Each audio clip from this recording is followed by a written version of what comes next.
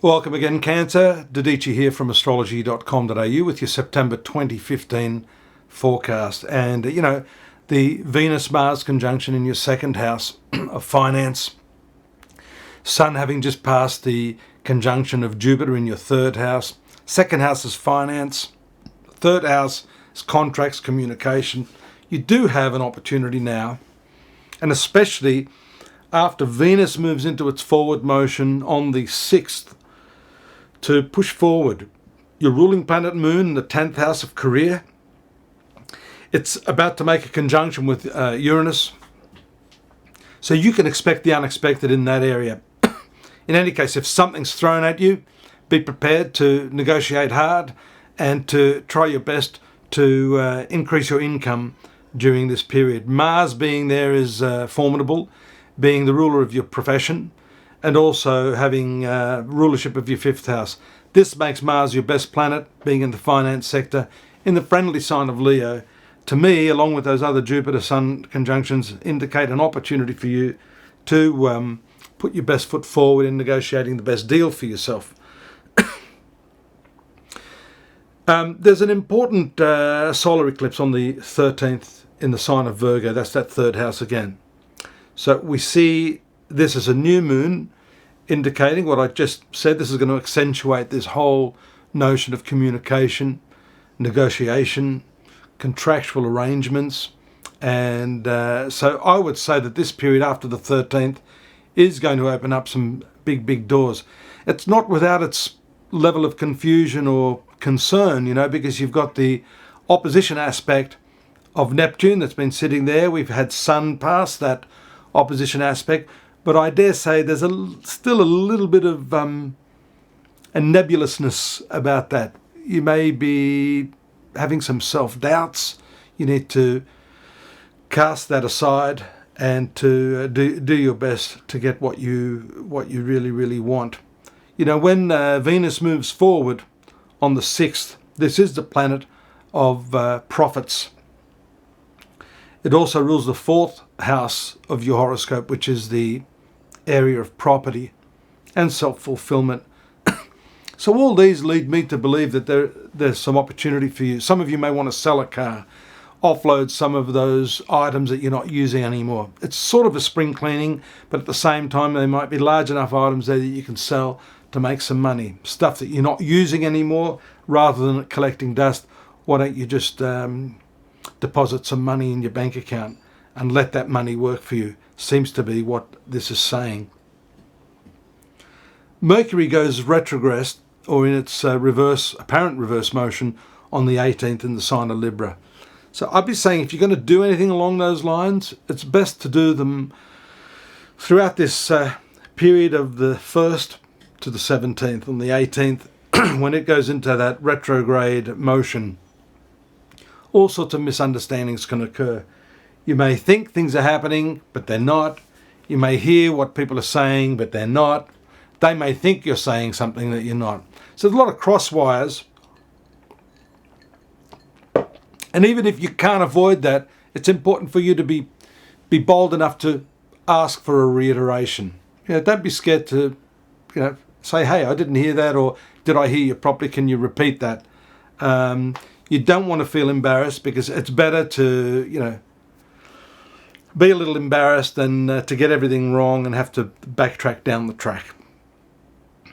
The other really notable transit is the one that relates to your most important relationships, and that is the transit of Saturn, the marital planet, through your 6th house. Now, that's important because the 6th house is the house of disease, it's the house of debt, it's the house of enemies. I often see in horoscopes when there is an association between the planet ruling a specific person in that 6th house, that person can become an enemy. That person can turn on you. That is why we can apply everything that I've said in this reading for this month to, most notably, this particular relationship. That heavy planet of transformation, rebirth. Pluto is currently transiting your 7th house. I've talked to you about that in the past. Now that we see Saturn, the ruler of your marital relationships, moving into the 6th house, this could be the time when some startling events act as a catalyst. This begins a whole process of transformation.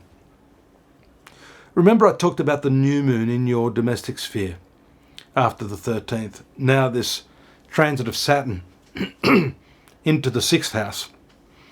Now there are events that can happen here. The 6th house for your partner is not good. It's a house of loss. Sometimes spouses or partners have changes in work. They may go through a period where they're not well. You may have miscommunications with that person.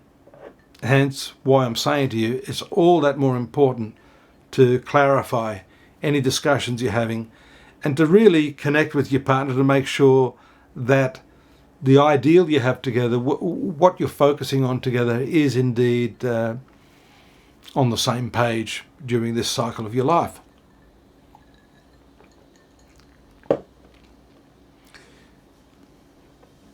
This transit's going to take a couple of years, at least 2.5 years. So you want to get it right.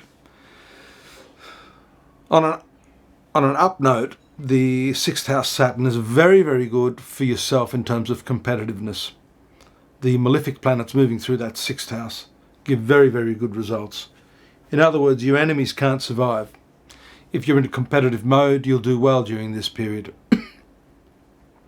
If you're thinking of some sort of new line of work, we see also the South Node, which is a bit of an encumbrance on your professional life, will be moving out of your professional arena shortly. That gives you the opportunity to go for broke if you're really looking to assert yourself in your professional field. For some of you mothers who haven't been working, then this is the time when you can really shift your focus. Maybe your child is at that stage now where they're able to go to school. And so this will be a serious time of contemplating what it is you want to do. Along with that new moon in your 4th house, the structure of the family life can also change considerably during this period. Mars makes its conjunction to the 3rd house.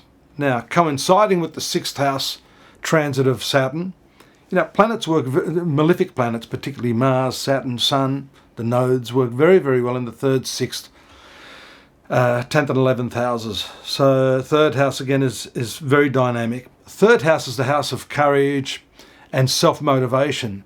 So this also lends its support to what I'm saying about you may be beginning some new line of work, or trying something that in the past you might have felt, I'm probably not good enough to do that. Well, you'll start to feel the opposite. Yeah, I can do that. Why not give it a go? So this is an excellent transit. And we also see too that Mars, and I'll talk about that next month, will move into the conjunction of that slower planet Jupiter. The Mars conjunction Jupiter, just to give you a bit of a preview, is breadth of thought. It's really that larger than life activity. So your thinking is going to start to get a lot larger, especially not only because of Mars being there, but because it's going to make a conjunction with the existing transit of Jupiter through that position of the horoscope. It's only at 4 degrees now, so you've still got another, 10, 12 months of opportunity with that planet, and now that ongoing conjunction that's about to happen. You have a lunar eclipse, which is the full moon taking place in Aries, again finishing the month with its position in the same sign it began. That's the career sector. And this again adds weight to the fact, it seems to be the focus this month, that you're going to be lifting your ball game, looking at the horizon for what's there, expanding your view of things, being able to negotiate and renegotiate as long as you make sure the timing is correct to achieve what it is you want in your personal relationships and your professional life as well. And I do think, from what I see here, excepting for that retrogression of Mercury, which if you're a little bit careful with what you say, how you say it, getting clarification, this, to all intents and purposes, should be a pretty good month for you. Till next month, please stay tuned. You can visit the website astrology.com.au. We have the more detailed textual analysis, daily, monthly and yearly readings, and a lot of free readings there in the oracles. And if you do want more detailed analysis, myself or some of the other psychics are available at your disposal. Take care. See you soon. Bye-bye.